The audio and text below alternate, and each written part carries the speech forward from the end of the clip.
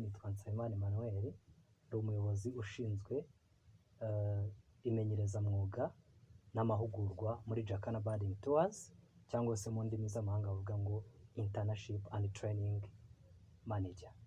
Murakoze cyane. JACANA Birding Tours ni tour company iri muri side ya tour operator ikorera mu Rwanda, itanga serivisi ku banyarwanda ndetse n'abanyamahanga. Ibyo dukora dutembereza ba mukerarugendo mu byiza nyaburanga dufite mu Rwanda hose, yaba mu parike nationali 4 tugira mu Rwanda, mu nzu ndangamurage 8 tugira, ku ma historical sites yose dufite, ndetse tukanatembereza mu mukerarugendo mu mujyi wa Kigali. Murakoze cyane. Nk'uko mubitubwiye, u Rwanda ni igihugu kiri muri Afurika yo hagati ndetse n'Iburasirazuba, kizwi nk'igihugu cy'imisozi igihumbi. Igihugu cyacu gifite ahantu 8 hatoranyijwe hahuje ibyiza nyaburanga byose tugira mu gihugu cyacu, aribyo twise destination management areas. Dufite destination management areas 8, duhereye ari ibanza Kigali Hub Destination Management Areas, ni ibyiza nyaburanga byose biboneka mu mujyi wa Kigali ndetse niboneka ku gace ka Bugesera, mu mirenge 2 Nyamata ndetse na Ntarama. Ibyo byose, ibyo byiza nyaburanga biboneka muri Kigali Hub bihagarariwe na Kigali Convention Center. Tugira Akagera Destination Management Areas, ni ibyiza nyaburanga biboneka mu ntara y'Iburasirazuba, mu gice cy'amajyaruguru y'Iburasirazuba ndetse n'igice cy'amajyepfo y'Iburasirazuba, birimo Parike Nationale y'Akagera, Shite ya Rusumo, Urutare rwa Ngarama, Utubindi twa Rubona ndetse n'ibindi byinshi.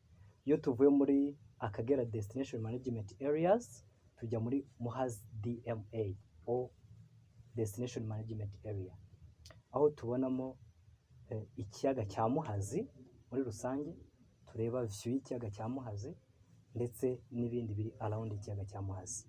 Iyo tuvuye ngo twinjira muri Heritage Corridor, ni umuhora w'amateka n'umuco n'ahantu hatagatifu biboneka mu Rwanda. Biboneka mu ntara y'amajyepfo yose, mu turere 8 tugize intara y'amajyepfo, ari two Kamonyi, Muhanga, Ruhango, Nyanza, Nyamagabe, Nyaruguru ndetse na Gisagara. Iyo tuvuye muri Heritage Corridor Destination Management Area, dukomeza tukareba Nyungwe DMA. Nyungwe Destination Management Areas ikombina ibyiza nyaburanga biba muri Parike Nationale ya Nyungwe ndetse n'ibirwa 2 biba mu kiyaga cya Kivu, aribyo bita Gihashya na Nkombo. Tuva aho ngaho tukajya muri Rubavu DMA, n'ibyiza nyaburanga biboneka mu karere ka Rubavu bihagarariwe n'ikiyaga cya Kivu, aho dusura ikiyaga cya Kivu tukareba amashyuza ya Nyamyumba, mu ndimi z'amahanga bita Nyamyumba Hot Spring, umusozi wa Rubavu ndetse n'umugezi wa Sebeya. Iyo tuvuye aho ngaho twerekeza mu majyaruguru tugasangayo DMA yitwa Volcanoes Destination Management Areas. Ni ibyiza nyaburanga byose biboneka mu ntara y'amajyaruguru, mu turere 5 tugize intara y'amajyaruguru: Musanze, Gakenke, Rulindo, Gicumbi na Burera. Ibyo byiza nyaburanga bihagarariwe na Parike Nationale y'Ibirunga icumbikiye ingagi zo mu misozi miremire, Twins Lake, ni utuyaga tw'impanga Kinyarwanda tugenekeranyije, ubuvumo bwa Musanze ndetse n'ishyamba ry'amateka bita Eco Park Buhanga. Iyo tugiye iburengerazuba gatoya tubonayo indi DMA bita Karongi Destination Management Area. Ni ibyiza nyaburanga biboneka mu karere ka Karongi, birimo inzu ndangamurage y'ibidukikije Environmental Museum, Ndaba Rock, Urutare rwa Ndaba ndetse n'ibindi byiza nyaburanga biboneka muri ako gace. 08456568557. Aho no mwadusanga kugira ngo mubashe kugira amakuru yimbitse kuri JACANA Birding Tours. ntabwo ari aho gusa, mushobora no kudusanga kuri social media zitandukanye, yaba Facebook, WhatsApp, Instagram, ndetse n'ahandi henshi ukajya gute ukamenya amakuru. JACANA Birding Tours, tourism is how we connect and how we socialize. Kubera Gloria nkora muri JACANA Birding Tours. JACANA Birding Tours ni tour company y'ubukerarugendo ikorera hano ku Mitsingi, ariko tukaba turi mu karere ka Kicukiro, umurenge wa Nyaburanga. Tukaba dutanga serivisi z'ubukerarugendo, hari dutanga training ku banyeshuri ba segonderi ndetse na university. Tukaba tujya dukora trip zitandukanye, yaba hiking, trekking, boating, hanyuma tukaba tujyana mu masite atandukanye, tugenda twungurana ibitekerezo ndetse na cultures. Hari ikigo ngo turi kumwe cy'itabi, hakaba Lycée la Page, hakaba ikindi kigo cya Ruhango, hanyuma ubu ngubu ndumva ni ibyo ngibyo. Hari UTB, University y'ubukerarugendo, Bana Sonatube, nanjye nubwo nkora muri JACANA Birding Tours naho niga, hakaba UR, hakaba n'iyindi East Africa. Dukoresha imbuga nkoranyambaga nyinshi zitandukanye, hari Instagram JACANA Birding Tours, hakaba YouTube JACANA Birding Tours, Facebook JACANA Birding Tours, hakaba LinkedIn, hakaba Twitter. Ni Muhere Jean Damascene muri JACANA Birding Tours, akaba ari njye muyobozi mukuru wa JACANA Birding Tours. Dukorera mu karere ka Kicukiro mu murenge wa Nyaburanga. Dutanga serivisi zitandukanye, harimo nka internship cyangwa se ibyo bita educational supporters, ni ugufasha abana mu kwimenyereza umwuga. Dutanga ibyo bita tourism training course, ni amahugurwa y'ubukerarugendo dutanga, the short courses. Dutembereza abantu mu maparike atandukanye y'igihugu ane tugira, ariyo Akagera, Nyungwe, Volcano na Gishwati Mukura National Park. Dukodesha amamodoka n'ibindi bintu byinshi cyane dukora muri JACANA Birding Tours. Ubukerarugendo mu Rwanda buhagaze neza, nubwo COVID yajemo ikabyica nk'izindi business zose, naho ni segiteri nziza, niyo yinjiriza igihugu amafaranga menshi tugendeye ku mibare itangwa na RDB. Ku Banyarwanda ni kenshi ubukerarugendo nk'uko twahoze tubivuga, ni segiteri yinjiriza igihugu amafaranga menshi. Ni ukuvuga ngo bitanga akazi, ubukerarugendo butanga akazi.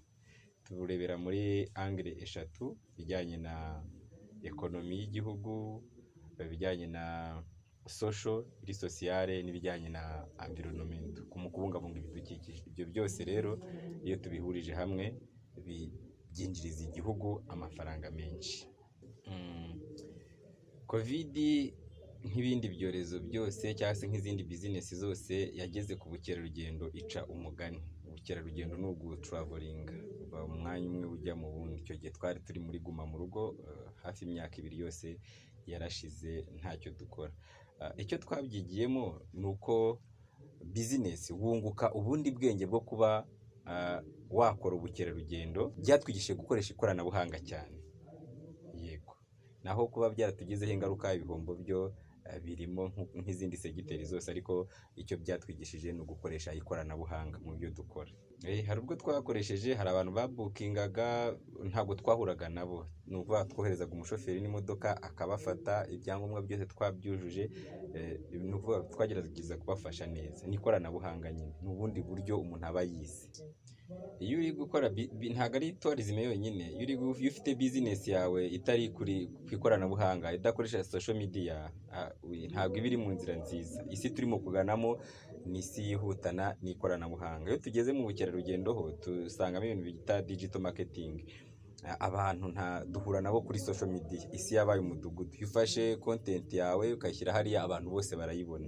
Ni ako kamaro k'ikoranabuhanga, yihutisha ubukerarugendo cyane, abantu bakaba bamenya ibyo ukora.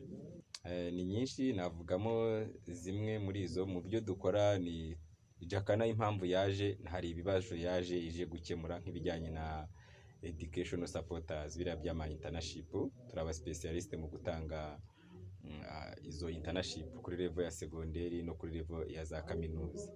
Hanyuma duconnectinga abantu na nature, tukaba turi na oriented in research and conservation. Ni ukuvuga ngo turakonservinga hanyuma twarangiza tugaseringa izo product. U Rwanda ni igihugu kiri mu nzira y'iterambere nk'ibindi tugira, ariko gifite umutekano, gifite ibyiza nyaburanga byinshi.